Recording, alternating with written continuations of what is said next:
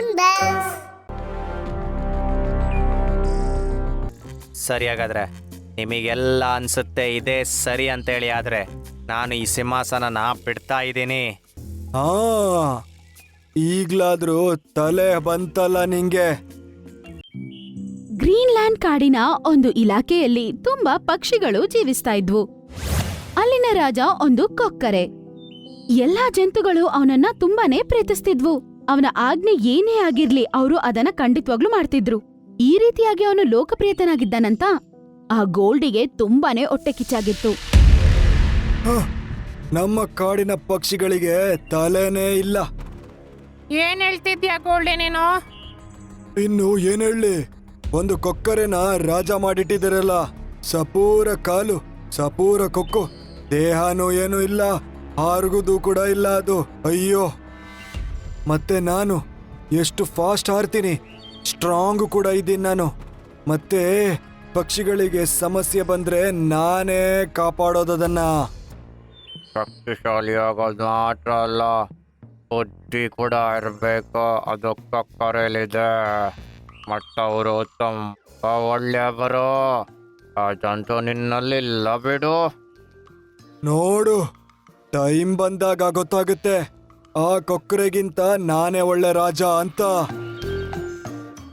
ಒಂದಿನ ಮಿಂಕು ಮತ್ತೆ ಅದರ ಹೆಂಡತಿಯಾದ ಟೀನು ಪಕ್ಷಿ ನೀರ್ ಕುಡಿಯೋದಕ್ಕಂತ ಕೊಳದ ಬಳಿ ಹೋಗ್ತಾರೆ. ಆಗ ಸಡನ್ ಆಗಿ ಆ ಕೊಳದೊಳಗಡೆ ಯಾರೋ ಕಲ್ಲನ್ನು ಹಾಕ್ಬಿಡ್ತಾರೆ. ಚಪಾಕ್ ಅಂತ ಆ ನೀರು ಬಂದು ಮಿಂಕು ಮುಖದ ಮೇಲೆ ಬೀಳುತ್ತೆ. ಅರೆ, ಏನಿದಾಯ್ತು? ಮಿಂಕು ಆ ಕಣ್ಣೊಳಗಡೆ ನೀರ್ ಹೋಗ್ಬಿಡುತ್ತೆ. ಮತ್ತೆ ಅವನಿಗೆ ಪಾಪ ಏನೂ ಕಾಣಿಸೋದಿಲ್ಲ.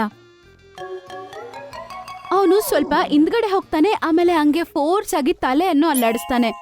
ಆಗ ನೀರಾಚೆ ಬರುತ್ತೆ. ಆದ್ರೆ ಕಣ್ ತೆಗೆದ್ ನೋಡಿದ್ರೆ ಅವನು ಒಬ್ನೇ ಇರ್ತಾನೆ ಅಲ್ಲಿ. ಅರೆ, ಈ ಟೀನು ಎಲ್ಲೋದ್ಲು? ಆಮೇಲೆ ಅವ್ನು ನೋಡ್ತಾನೆ, ಕೆಳಗಡೆ ಒಂದು ಲೆಟರ್ ಬಿದ್ದಿರುತ್ತೆ. ಅವನ್ಗೆ ಓದಕ್ ಬರೋದಿಲ್ಲ. ಅದಕ್ಕೆ ಅವನು ಆ ಲೆಟರ್ ಅನ್ನು ಎತ್ಕೊಂಡು ಕೊಕ್ಕರೆ ರಾಜನ ದರ್ಬಾರ್ಗೆ ಹೋಗ್ತಾನೆ. ನಿನ್ನ ಹೆಂಡತಿ ಟೀನು ನನ್ನ ಹತ್ರ ಇದ್ದಾಳೆ. ನಾನು ಅವಳನ್ನ ಮುಗಿಸ್ತಾ ಇದ್ದೀನಿ.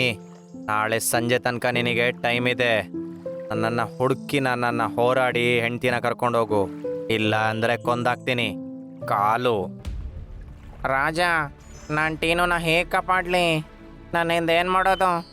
ಕೊಕ್ಕರೆ ರಾಜ ಹೇಳೋದಕ್ಕಿಂತ ಮುಂಚೆನೆ ಗೋಲ್ಡಿ ಹೇಳ್ತಾನೆ, ನೀನ್ ಟೆನ್ಷನ್ ಮಾಡ್ಬೇಡ, ನಾನ್ ಇದೀನಲ್ಲ. ನಿನ್ನ ಹೆಂಡತಿಗೆ ಏನೂ ಆಗಲ್ಲ. ನಾನ್ ನಿನ್ನ ಹೆಂಡತಿನ ಕರ್ಕೊಂಬರ್ತೀನಿ.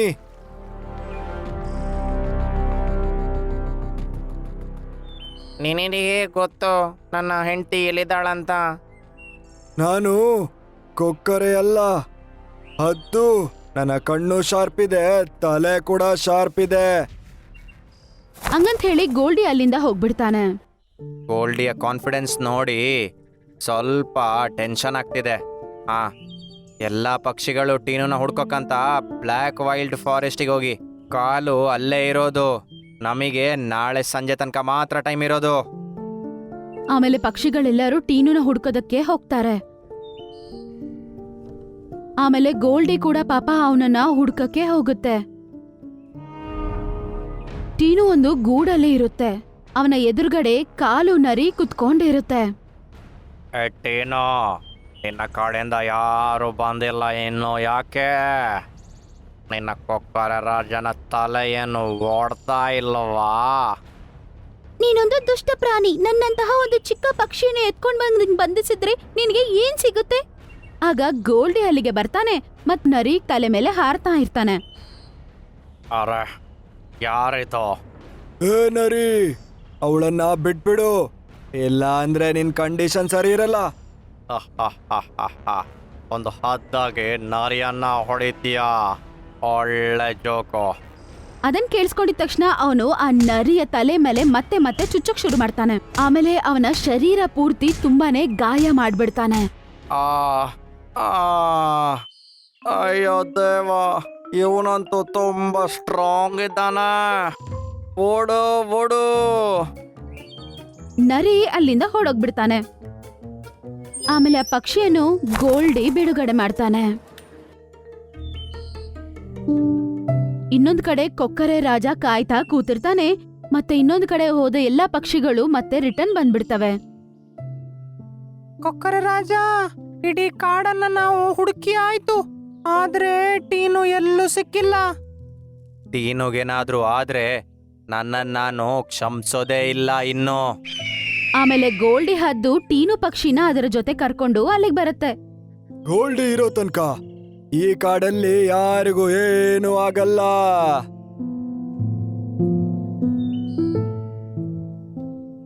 ಏನೋ ಆರಾಮಿದ್ಯಾ? ನಾನ್ ಚೆನ್ನಾಗಿದ್ದೀನಿ. ಗೋಲ್ಡಿ ಅನ್ನ ಸರಿಯಾದ ಸಮಯಕ್ಕೆ ಬಂದಿಲ್ಲ ಅಂದ್ರೆ ಇವತ್ತು ನಾನ್ ಜೀವಂತವಾಗಿರ್ತಿದ್ನೋ ಇಲ್ವೋ ನನ್ ಗೊತ್ತಿಲ್ಲ. ನಿಜವಾಗ್ಲೂ ಗೋಲ್ಡಿ, ನೀನೇನೆ ರಾಜ ಆಗಬೇಕು. ಕೊಕ್ಕರೆ ಅಣ್ಣ ಅಂತೂ ಏನೋ ಇಲ್ಲ ನಿನ್ನೆದುರು. ಆಗ ಕೊಕ್ಕರೆ ಒಂದು ವಿಷಯವನ್ನು ಯೋಚನೆ ಮಾಡ್ತಾನೆ. ಅದೇ ವಿಷಯನೇ ಬೇರೆ ಪಕ್ಷಿಗಳು ಕೂಡ ಯೋಚನೆ ಮಾಡ್ತಿದ್ಯೇನೋ ಅಂತ ಅವನು ಅರ್ಥ ಮಾಡ್ಕೋತಾನೆ. ಆಮೇಲೆ ಅವನು ಈಗಂತ ಹೇಳ್ತಾನೆ. ಸರಿ, ಹಾಗಾದ್ರೆ ನಿಮಗೆಲ್ಲ ಅನ್ಸುತ್ತೆ ಇದೇ ಸರಿ ಅಂತೇಳಿ, ಆದ್ರೆ ನಾನು ಈ ಸಿಂಹಾಸನನ ಬಿಡ್ತಾ ಇದ್ದೀನಿ. ಆಮೇಲೆ ಕೊಕ್ಕರೆ ಆ ಸಿಂಹಾಸನದಿಂದ ಕೆಳಗಡೆ ಇಳಿತಾನೆ. ಅದನ್ನ ನೋಡಿ ಪಕ್ಷಿಗಳೆಲ್ಲ ತುಂಬಾ ಆಶ್ಚರ್ಯ ಪಡ್ತವೆ. ಹಾ, ಈಗ್ಲಾದ್ರೂ ತಲೆ ಬಂತಲ್ಲ ನಿಂಗೆ. ಈಗ ಗೋಲ್ಡಿ ಸಿಂಹಾಸನದ ಮೇಲೆ ಕುತ್ಕೋತಾನೆ. ಆಮೇಲೆ ಎಲ್ಲರೂ ಜೈ ಜೈ ಅಂತ ಅಂತಾರೆ. ಗೋಲ್ಡಿ ರಾಜನಿಗೆ ಜಯವಾಗ್ಲಿ, ಗೋಲ್ಡಿ ರಾಜನಿಗೆ ಜಯವಾಗ್ಲಿ. ಗೋಲ್ಡಿಯ ಹೆಂಡತಿ ಕೂಡ ಇವಾಗ ಅದ್ರ ಜೊತೆನೆ ಇರಕ್ಕೆ ಶುರು ಮಾಡತ್ತೆ. ಮಾರನೇ ದಿನ ಗೋಲ್ಡಿ ಎದ್ದು ನೋಡ್ತಾನೆ. ಆಗ ಅವನು ಒಬ್ನೇ ಇರ್ತಾನೆ ಅಲ್ಲಿ. ಅರೆ, ರಾಣಿ ಎಲ್ಲೋದ್ಲು? ಅವನು ಹೋಗಿ ಸಿಂಹಾಸನ ಮೇಲೆ ಕುತ್ಕೊಂಡು ಎಲ್ಲಾರನ್ನೂ ಕರೀತಾನೆ. ಎಲ್ಲಾ ಪಕ್ಷಿಗಳು ಅಲ್ಲಿಗೆ ಬಂದ್ಬಿಡ್ತವೆ. ಕೊಕ್ಕರೆ ನೋಡ್ತಾನೆ, ಸಿಂಹಾಸನದ ಪಕ್ಕದಲ್ಲಿ ಒಂದು ಲೆಟರ್ ಬಿದ್ದಿರುತ್ತೆ. ಇಲ್ಲೊಂದು ಲೆಟರ್ ಇದೆಯಲ್ಲ, ನಾನಿದನ್ನ ಓದ್ತೀನಿ ರಾಜ. ಗೋಲ್ಡಿ ಹದ್ದೆ, ನಮ್ಮ ನರಿಯನ್ನ ನೀನು ಹೊಡೆದು ದೊಡ್ಡ ತಪ್ಪನ್ನ ಮಾಡಿದೀಯಾ. ನಾವು ನಿನ್ನ ಹೆಂಡತಿಯನ್ನೇ ಎತ್ತಾಕೊಂಡಿದ್ದೇವೆ. ನೋಡ್ತೀವಿ ನಮ್ಮನ್ನ ಹೊಡೆದು ಹೇಗ್ ಕರ್ಕೊಂಡು ಹೋಗ್ತೀಯ ನೀನು ಅಂತ. ಬ್ಲ್ಯಾಕ್ ವರ್ಲ್ಡ್ನ ನರಿ ಮಹಾರಾಜ. ಅದನ್ ಕೇಳಿಸ್ಕೊಂಡು ಗೋಲ್ಡಿಗೆ ಪಾಪ ತುಂಬಾನೇ ಟೆನ್ಷನ್ ಆಗ್ಬಿಡುತ್ತೆ. ಆ, ನನ್ನ ಹೆಂಡತಿ ಎಲ್ಲಿರ್ತಾಳೋ? ಅಯ್ಯೋ, ಹೇಗಿರ್ತಾಳೋ? ನಾನು ಹೇಗ ಅವಳನ್ನ ಕಾಪಾಡೋದು? ಅಯ್ಯೋ! ಏನ್ ಹೇಳ್ತಿದ್ದೀರಾ ರಾಜ ನೀವು? ನೀವು ನನ್ನ ಹೆಂಡತಿಯನ್ನ ಕಾಪಾಡಿದ್ದಲ್ಲ, ನೀವ್ ಯಾಕೆ ಹೆದರ್ತೀರಾ? ಅಯ್ಯಪ್ಪ, ಇದು ಜಾಸ್ತಿ ಆಯ್ತು. ಈ ನಾಟಕ ನನ್ನಿಂದ ಆಗಲ್ಲ. ಆಮೇಲೆ ಅವನು ಕಿರ್ಚ್ಕೋತಾ ಆ ಸಿಂಹಾಸನದಿಂದ ಇಳಿದು ಬಿಡ್ತಾನೆ. ಅದರ ನಂತರ ಇದನ್ನ ನೋಡಿ ಎಲ್ಲಾ ಜಂತುಗಳು ತುಂಬಾ ಆಶ್ಚರ್ಯ ಪಡ್ತವೆ. ಈಗ ಯಾಕೆ ಬೊಬ್ಬೆ ಹೊಡಿತಾ ಇದ್ದೀರಿ ಮಹಾರಾಜ ನೀವು? ನನಗೆ ರಾಜ ಅಂತ ಹೇಳ್ಬೇಡಿ. ನಾನು ಈ ಸಿಂಹಾಸನದ ಲಾಯಕ್ಕಲ್ಲ. ಕಾಲು ನರಿ ನನ್ನ ಫ್ರೆಂಡು. ಅವನಿಗೆ ನಾನು ಹೀಗೆ ನಾಟಕ ಮಾಡಿ ನನ್ನನ್ನ ರಾಜ ಮಾಡಿದ್ರೆ ಅವನಿಗೆ ಡೈಲಿ ನಾನು ಊಟಕ್ಕೆ ಎಲ್ಲ ಫೆಸಿಲಿಟಿ ಮಾಡ್ತೀನಂತ ಹೇಳಿದ್ದೆ. ಕಾಲು ಅದಕ್ಕೆ ಟೀನುನ ಕಿಡ್ನಾಪ್ ಮಾಡಿದ್ದು ಮತ್ತೆ ಸುಮ್ನೆ ಹೊಡೆದು ತಿಂದಿದ್ದ. ಇದೆಲ್ಲ ಅವರ ಮಹಾರಾಜರಿಗೆ ಗೊತ್ತಾಗಿದೆ. ಅವರು ನನ್ನ ಹತ್ರ ಹೋರಾಡಕ್ಕಂತ ನನ್ನ ಹೆಂಡತಿನೇ ಕಿಡ್ನಾಪ್ ಮಾಡಿದ್ದಾರೆ. ಅದನ್ನ ಕೇಳಿಸ್ಕೊಂಡು ಎಲ್ಲಾ ಜಂತುಗಳು ತುಂಬಾ ಕೋಪದಿಂದ ಹೀಗಂತವೆ. ನಿನಗೆ ಹೀಗೆ ಆಗಬೇಕು. ಹೋಗು, ನಿನ್ನ ಹೆಂಡತಿನ ನೀನೇ ಕಾಪಾಡಿನ್ನು ಮಹಾರಾಜನಿಗೆ ಹೊಡಿ ಹೋಗು. ಇವನಿಗೆ ಹೀಗೆ ಆಗಬೇಕಿತ್ತು. ನಮ್ಮ ಎಲ್ಲರನ್ನು ಇವನು ಮಂಗ ಮಾಡಿದಾನೆ. ಹೆದರುಬೇಡ ಗೋಲ್ಡಿ, ನಾನೀ ಕಾಡಿನ ಮಹಾರಾಜ ಅಲ್ಲ, ಆದ್ರೆ ನಿನಗೆ ನಾನು ಸಹಾಯ ಮಾಡ್ತೀನಿ. ಬಾ ನನ್ ಜೊತೆ. ಈಗ ಕೊಕ್ಕರೆ ಗೋಲ್ಡಿಯ ಜೊತೆಗೆ ಬ್ಲ್ಯಾಕ್ ವರ್ಲ್ಡ್ ಕಾಡಿಗೆ ಹೋಗ್ತಾನೆ. ಗೋಲ್ಡಿಯ ಹೆಂಡತಿಯನ್ನು ಕಟ್ಟಾಕಿರ್ತಾನೆ. ಆದ್ರ ಎದುರುಗಡೆನೆ ರಾಜ ಕೂತಿರ್ತಾನೆ. ಓಹೋ, ಬಂದ್ಯಾ ಗೋಲ್ಡಿ? ನಿನ್ನ ಹೆಂಡತಿನ ಕಾಪಾಡು. ಏಕೆ ನೀನು ನಿನ್ನ ಹೆಂಡತಿಯನ್ನ ಕಾಪಾಡ್ತೀಯ ಅಂತ. ಮಹಾರಾಜ, ಕಾಲು ನಿಮ್ಮಿಂದ ಉರ್ಕೊಳ್ತಾನೆ. ಅದಕ್ಕೆ ನಿಮ್ಮ ಕಾಡನ್ನ ಹಾಳು ಮಾಡಕ್ಕಂತ ಹೀಗೆ ಮಾಡಿದಾನವನು. ಗೊತ್ತಾ ನಿಮಗಿದು? ಇದರಿಂದ ನಿಮ್ಮ ಕಾಡಿನ ಹೆಸರು ಹಾಳಾಗ್ಲಿ ಅಂತ ಇವನು ಹೀಗೇನೆ ಮಾಡಿದ್ದು. ನಾನ ಕಾಲುನ ಬಿಡೋದಿಲ್ಲ. ಮಹಾರಾಜನಾದ ನರಿ ಕಾಲು ನರಿನ ಹುಡ್ಕೊಂಡು ಒಳಗಡೆ ಹೋಗ್ತಾನೆ. ಕೊಕ್ಕರೆ ರಾಜ ಅದರ ಬಾಯಿಯಿಂದ ಕಟ್ಟಾಕಿರೋದನ್ನ ತೆಗೆದು ಬಿಡ್ತಾನೆ. ಆಮೇಲೆ ಅವರನ್ನ ಕರ್ಕೊಂಡು ಅವರ ಕಾಡಿಗೆ ಅವರು ಹೋಗ್ಬಿಡ್ತಾರೆ. ಮಹಾರಾಜ, ದಯವಿಟ್ಟು ನಮ್ಮನ್ನ ಕ್ಷಮಿಸ್ಬಿಡಿ. ಮತ್ತೆ ನಿಮ್ಮ ಸಿಂಹಾಸನನ ಅಲಂಕರಿಸಿ. ಅದನ್ ಕೇಳಿಸ್ಕೊಂಡಿದ ನಂತರ ಕೊಕ್ಕರೆ ಸಿಂಹಾಸನದ ಮೇಲೆ ಬಂದು ಕುತ್ಕೋತಾನೆ. ಗೋಲ್ಡಿ ಬಾಸ್ ಕೂಡ ಈಗ ಅವನನ್ನ ಹೊಗಳಕ್ಕೆ ಶುರು ಮಾಡ್ತಾನೆ. ಪಿಂಕ್ ಫಾರೆಸ್ಟ್ ಕಾಡಲ್ಲಿ ಚಳಿಗಾಲ ಪ್ರಾರಂಭ ಆಯ್ತು. ಬದಲಾಗ್ತಿರುವ ಈ ವಾತಾವರಣದ ಜೊತೆಗೆ ಅಲ್ಪ ಸ್ವಲ್ಪ ಸ್ನೋ ಫಾಲ್ ಕೂಡ ಆಗ್ತಿತ್ತು. ಸಾಯಂಕಾಲದವರೆಗೂ ಎಲ್ಲರೂ ಸ್ನೋ ಅಲ್ಲಿ ಎಂಜಾಯ್ ಮಾಡ್ತಿದ್ರು. ಆಮೇಲೆ ಅವ್ರವ್ರ ಮನೆಗಳಿಗೆ ಹೋಗಿ ಮಲ್ಕೊಂಡ್ಬಿಡ್ತಾರೆ. ಆಮೇಲೆ ಮಾರನೇ ದಿನ ಅವರು ಎದ್ದು ನೋಡ್ತಾರೆ. ಅವ್ರಿಗೆ ಏನೋ ಸ್ವಲ್ಪ ವಿಚಿತ್ರ ಅನ್ಸತ್ತೆ. ಅಯ್ಯೋ ದೇವ್ರೆ, ಏನಾಯ್ತಿದು? ಒಂದೇ ರಾತ್ರಿಗೆ ನನ್ನ ಮರ ಇಷ್ಟು ಮೋಸವಾಗ್ಬಿಟ್ಟಿದೆ. ಈ ಮರದಲ್ಲಿ ಎಲೆಗಳೆಲ್ಲ ಉದುರೋಗ್ತಿದಾವೆ. ಇಲ್ಲಿ ಒಂದು ಎಲೆ ಕೂಡ ಕಾಣಿಸ್ಕೊತಿಲ್ಲ. ಅದೇ ಸಮಯದಲ್ಲಿ ಪಕ್ಕದಲ್ಲಿದ್ದ ಪಾರಿವಾಳ ಹೀಗಂತ ಹೇಳುತ್ತೆ. ಅಯ್ಯಪ್ಪ, ನನ್ನ ಮರ ಅಂತೂ ಖಾಲಿ ಆಗೋಗಿದೆ. ನನ್ನ ಗೂಡಲ್ಲಿ ಮಂಜಿದೆ. ಆಮೇಲೆ ಅವ್ರು ಎಲ್ಲಾ ಕಡೆ ಸುತ್ತಾಡ್ಕೊಂಡ್ ಬರ್ತಾರೆ. ನೋಡಿದ್ರೆ ಎಲ್ಲಾ ಮರದಲ್ಲಿ ಎಲೆಗಳು ಕೆಳಗಡೆ ಬಿದ್ದಿರ್ತವೆ. ಅದು ಮಾತ್ರ ಅಲ್ಲದೆ ಎಲ್ಲಾ ಜಂತುಗಳು ಕೂಡ ತುಂಬಾ ಬೇಜಾರಾಗಿರ್ತವೆ. ಎಲೆಗಳು ಕೆಳಗಡೆ ಉದುರೋಗಿರುವ ಕಾರಣದಿಂದ ಅವ್ರಿಗೆ ತುಂಬಾನೇ ಭಯ ಆಗ್ತಿರತ್ತೆ. ಏನ್ ಮಾಡೋದಂತ ಅರ್ಥ ಆಗೋದಿಲ್ಲ. ಎಲ್ಲಾರು ಒಂದು ಕಡೆ ಕೂಡಿ ಇದ್ರ ಬಗ್ಗೆ ಮಾತಾಡಕ್ಕೆ ಶುರು ಮಾಡ್ತಾರೆ. ಮರದಿಂದ ಎಲೆ ಬಿದ್ದದ್ರಿಂದ ಡೈರೆಕ್ಟ್ ಆಗಿ ಹಿಮ ನಮ್ಮ ಗೂಡಿಗೆ ಬರ್ತಿದೆ. ಇಡೀ ಚಳಿಗಾಲನ ಹೇಗ್ ಮಾಡ್ಕೊಳ್ಳೋದು? ಏನ್ ಮಾಡೋದು? ಈ ಚಳಿಗಾಲದಲ್ಲಿ ಎಲೆಗಳು ಉದುರಿ ಹೋಗೋದು ನಿಜವಾಗ್ಲೂ ತುಂಬಾ ಕಷ್ಟಕರವಾದ ವಿಷಯ. ಆಗ ಅವರು ನೋಡ್ತಾರೆ, ನದಿ ನೀರಲ್ಲಿ ಏನೋ ಒಂದು ಹೊಡ್ಕೊಂಡ್ ಬರ್ತಿರುತ್ತೆ. ಅದೇನದು? ಎಲ್ಲರೂ ನದಿಯ ದಡದ ಬಳಿ ಹೋಗ್ತಾರೆ. ಮತ್ತೆ ಅವ್ರು ನೋಡ್ತಾರೆ, ಅದೊಂದು ಗೂಡು. ಆಮೇಲೆ ಅದರಲ್ಲಿ ಒಂದು ಸುಂದರವಾದ ಮೇನ ಮಲ್ಕೊಂಡ್ ನಿದ್ದೆ ಮಾಡ್ತಿತ್ತು. ಮೋಂಟು ಕೋತಿ ಆ ಗೂಡನ್ನು ಎತ್ಕೊಂಡ್ ಬಂದು ಕೆಳಗಡೆ ಇಡುತ್ತೆ. ಮತ್ತೆ ಎಲ್ಲರೂ ಅದನ್ನ ನೋಡ್ತಾರೆ. ಆ, ಈ ಮೈನಾ ಅಂತೂ ಕ್ಯೂಟ್ ಇದೆ. ಇದಂತೂ ಕಣ್ಣು ಬಿಟ್ಟಿಲ್ಲ. ಹಾ, ನೋಡ್ತಿದ್ರೆ ಈ ಮಗು ಈಗ್ಲೇ ಹುಟ್ಟಂಗ ಅನ್ಸ್ತಿದೆ. ಆದ್ರೆ ಇದರ ತಾಯಿ ಎಲ್ಲಿದ್ದಾಳೆ? ನೋಡ್ತಿದ್ರೆ ಇದರ ಬಾಯಿ ಬಂಗಾರದ ತರ ಇದೆ. ಇದಕ್ ಮುಂಚೆ ನಾನು ಯಾವೊಂದು ಪಕ್ಷಿಗೂ ಈ ತರ ಬಾಯಿ ನೋಡಿಲ್ಲ. ಹಂಗಂತ ಎಲ್ಲರೂ ಇದ್ರ ಬಗ್ಗೆ ಯೋಚನೆ ಮಾಡಕ್ಕೆ ಶುರು ಮಾಡ್ತಾರೆ. ಎಲ್ಲರೂ ಈ ಮಂಜಿನಿಂದ ತಪ್ಪಿಸ್ಕೊಳ್ಳೋದಕ್ಕೋಸ್ಕರ ಅವರ ಮನೆಗಳನ್ನು ಗೂಡಿನೊಳಗಡೆನೆ ಕಟ್ಕೊಂಡಿರ್ತಾರೆ. ಆದ್ರಿಂದ ಅವರು ಈ ಪಕ್ಷಿಯ ಗೂಡನ್ನು ಕೂಡ ಎತ್ಕೊಂಡೋಗಿ ಅದೇ ಗುಹೆ ಒಳಗಡೆನೆ ಇಡ್ತಾರೆ. ಅದೇ ಗುಹೆ ಒಳಗಡೆ ಟೀನು ಮತ್ತೆ ಪಾರಿವಾಳ ಇಬ್ರು ಗೂಡನ್ನು ಕಟ್ಕೊಂಡಿರ್ತಾರೆ. ಅವರಿಬ್ರು ಆ ಮಗುವನ್ನು ನೋಡ್ಕೋತಾರೆ. ಮಾರನೇ ದಿನ ಅದು ಕಣ್ ತೆಗೆದು ನೋಡುತ್ತೆ. ಎಲ್ಲಾರನು ಟುಕುರ್ ಟುಕುರ್ ಅಂತ ನೋಡುತ್ತೆ. ತುಂಬಾ ಕ್ಯೂಟ್ ಆಗಿದೆ. ಇದಕ್ಕೆ ಏನ್ ಹೆಸರಿಡೋಣ? ನಾವೇ ಇದಕ್ಕೆ ಹೆಸರಿಡೋಣ. ಇದಕ್ಕೆ ಹೆಸರು ಚಿಂಕಿ ಅಂತ ಇಡೋಣ. ಹಾ, ಚಿಂಕಿ ಚೆನ್ನಾಗಿದೆ. ಸ್ವಲ್ಪ ದಿನದಲ್ಲಿ ಚಿಂಕಿ ಮಾತಾಡಕ್ಕೆ ಮತ್ತೆ ಹಾರಕ್ಕೆ ಕಲ್ತ್ಕೊಂಡ್ಬಿಡುತ್ತೆ. ಚಿಂಕಿ, ನಮ್ಮ ಕಾಡಿನಲ್ಲಿ ಮರಗಳು ಚೆನ್ನಾಗಿದ್ದಿದ್ರೆ ನಿನಗೊಂದು ಹೊಸ ಮನೆ ಕಟ್ಟಿಕೊಡ್ತಿದ್ವಿ. ಇಲ್ಲ ಚಿಕ್ಕಮ್ಮ, ನೀವೆಲ್ಲರೂ ನನ್ನನ್ನ ಎಷ್ಟು ಚೆನ್ನಾಗಿ ನೋಡ್ಕೋತಿದ್ದೀರಾ, ಅದೇ ನಂಗ್ ಸಾಕು. ಅಮ್ಮ ಇಲ್ಲ ಅನ್ನೋ ಕಷ್ಟ ಕೂಡ ನನಗಿಲ್ಲ, ಗೊತ್ತಾ? ಆಗ ಚಿಂಕಿ ನೋಡುತ್ತೆ, ಒಂದು ವುಡ್ ಪೀಕರ್ ಮರದ ಹತ್ರ ಹೋಗಿ ಅದ್ರ ಬಾಯಿಂದ ಚುಚ್ತಾ ಇರುತ್ತೆ. ಅರೆ, ನೀವಿಲ್ಲೇನ್ ಮಾಡ್ತಿದ್ದೀರಾ? ಹೀಗ್ ಮಾಡೋದ್ರಿಂದ ಚೆನ್ನಾಗ್ ಮಜಾ ಬರುತ್ತೆ. ನೀನು ಕೂಡ ಮಾಡಬಹುದು. ಅದನ್ ಕೇಳಿಸ್ಕೊಂಡು ಚಿಂಕಿ ಕೂಡ ಮೇಲೆ ಹೋಗಿ ಅದ್ರ ಬಾಯಿಂದ ಚುಚ್ಚಕ್ ಶುರು ಮಾಡುತ್ತೆ. ಅದು ಚುಚ್ಚುತ್ತಿದ್ದಂಗ್ಲೇ ಆ ಮರ ತುಂಬಾ ಹಸಿರಾಗಿ ಬದಲಾಗ್ಬಿಡುತ್ತೆ. ಆ ಎಲೆಗಳೆಲ್ಲ ಸೃಷ್ಟಿಯಾಗತ್ತೆ. ಅರೆ, ಇದೆಂತ ಮ್ಯಾಜಿಕ್ಕು? ಅದನ್ನ ನೋಡಿ ಎಲ್ಲರೂ ತುಂಬಾ ಶಾಕ್ ಆಗ್ತಾರೆ. ಆಗ ನರಿ ಹೇಳುತ್ತೆ, ಚಿಂಕಿಯ ಬಾಯಿ ಮಾಯಾ ಬಾಯಿ ಅನ್ಸುತ್ತೆ. ನೀವು ಏನ್ ಹೇಳ್ತಿದ್ದೀರಾ? ನಂಗೆ ಅರ್ಥ ಆಗ್ತಿಲ್ಲ. ಚಿಂಕಿ, ನಿನ್ನ ಬಾಯಲ್ಲಿ ಮಾಯೆ ಇದೆ. ನಿನ್ನ ಸ್ಪರ್ಶೆಯಿಂದ ಈ ಒಣಗೋಗಿರೋ ಮರನೇ ಹಸಿರಾಗಿ ಬದಲಾಯ್ತು. ನನ್ ಕೈಲಿ ನಿಮ್ಗೆ ಸಹಾಯ ಮಾಡಕ್ಕಾಗತ್ತೆ ಅಂತ ಗೊತ್ತಾಗಿದ ತಕ್ಷಣ ಸಂತೋಷವಾಗಿದೆ. ನೀವು ನೋಡ್ತಾ ಇರಿ, ಇನ್ನು ಸ್ವಲ್ಪ ದಿನದಲ್ಲೇ ಈ ಕಾಡನ್ನೇ ನಾನು ಬದಲಾಯಿಸ್ಬಿಡ್ತೀನಿ. ಚಿಂಕಿ ಸ್ವಲ್ಪ ಸ್ವಲ್ಪ ಕಾಡಲ್ಲಿ ಎಲ್ಲಾ ಮರಗಳನ್ನು ಹಸಿರಾಗಿ ಬದಲಾಯಿಸ್ತಾ ಇತ್ತು. ಕಾಡು ತುಂಬಾ ದೊಡ್ಡದಾಗಿತ್ತು. ಅದರಿಂದ ಮೆತ್ತಗೆ ಅದರಷ್ಟು ಆದಷ್ಟು ಅದು ಎಲ್ಲ ಬದಲಾಯಿಸ್ತಾ ಬಂತು. ಒಂದು 15-20 ದಿನದಲ್ಲಿ ಅದು ಎಲ್ಲಾ ಕಾಡಲ್ಲಿರುವ ಮರಗಳನ್ನು ಬದಲಾಯಿಸ್ಬಿಡುತ್ತೆ. ಮತ್ತೆ ಅವರವರ ಗೂಡುಗಳನ್ನು ಎತ್ಕೊಂಡೋಗಿ ಪಕ್ಷಿಗಳು ಅವರವರ ಮರಗಳ ಮೇಲೆ ಇಟ್ಕೊಡ್ತಾರೆ ಮತ್ತೆ ಸಂತೋಷವಾಗಿ ಜೀವಿಸ್ತಾರೆ.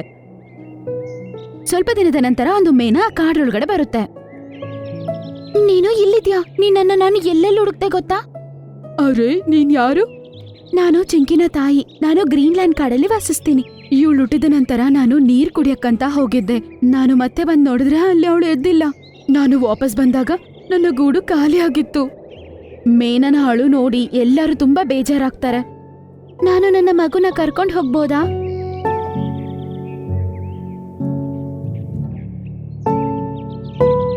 ನಾನು ಹೋಗೋದಿಲ್ಲ. ಅಮ್ಮ ಚಿಂಕಿ, ಇವರು ನಿನ್ನ ತಾಯಿ. ನೀನೇನು ಯೋಚನೆ ಮಾಡ್ಬೇಡ. ನಮ್ಮಲ್ಲಿ ಯಾರಾದ್ರೂ ಒಬ್ರು ದಿನಾ ನಿನ್ನ ನೋಡಕ್ ಬರ್ತೀವಿ. ಆದ್ರೆ ನೀನು ಖಂಡಿತ ತಾಯಿ ಜೊತೆ ಹೋಗ್ಲೇಬೇಕು. ಅದನ್ ಕೇಳಿಸ್ಕೊಂಡು ಚಿಂಕಿ ಸುಮ್ನೆ ಆಗ್ತಾಳೆ. ಎಲ್ಲರ ಹತ್ರ ಹೋಗ್ಬರ್ತೀನಿ ಅಂತ ಹೇಳಿ ಅವರ ತಾಯಿಯ ಜೊತೆ ಹೋಗ್ಬಿಡ್ತಾಳೆ. ಜಂತುಗಳು ತಾಯಿಗಳು ಚಿಂಕಿಯ ಬಗ್ಗೆ ಮಾತಾಡ್ತಿರ್ತಾರೆ. ಆಗ ನರಿ ಬಂದು ಹೀಗಂತ ಹೇಳುತ್ತೆ, ನಾವು ತುಂಬಾ ದೊಡ್ಡ ತಪ್ಪು ಮಾಡ್ಬಿಟ್ವಿ. ಏನಾಯ್ತು? ಏನ್ ತಪ್ಪಾಯ್ತು? ಮೇನಾ ಹೇಳಿದ್ಲು ಯಾರೋ ಗೂಡಿನಿಂದ ಅವಳನ್ನ ಎತ್ಕೊಂಡು ಹೋಗ್ಬಿಟ್ರಂತ. ಆದ್ರೆ ಚಿಂಕಿ ನಮ್ಗೆ ಗೂಡಿನ ಸಮೇತವಾಗಿ ಸಿಕ್ಕಿದ್ಲು. ಅದು ಅವಳು ಹೇಳಿದ್ದು ಸುಳ್ಳು ಅನ್ಸತ್ತೆ. ಅದನ್ನ ಯೋಚನೆ ಮಾಡಿದ ತಕ್ಷಣ ಎಲ್ಲರಿಗೂ ತುಂಬಾ ಬೇಜಾರಾಗತ್ತೆ. ಆಮೇಲೆ ಇವ್ರ ಮೂವರು ಮಾತಾಡ್ಕೊಂಡು ಗ್ರೀನ್ಲ್ಯಾಂಡ್ ಕಾಡಿನ ಕಡೆ ಬೇಗ ಬೇಗ ಓಡಕ್ಕೆ ಶುರು ಮಾಡ್ತಾರೆ.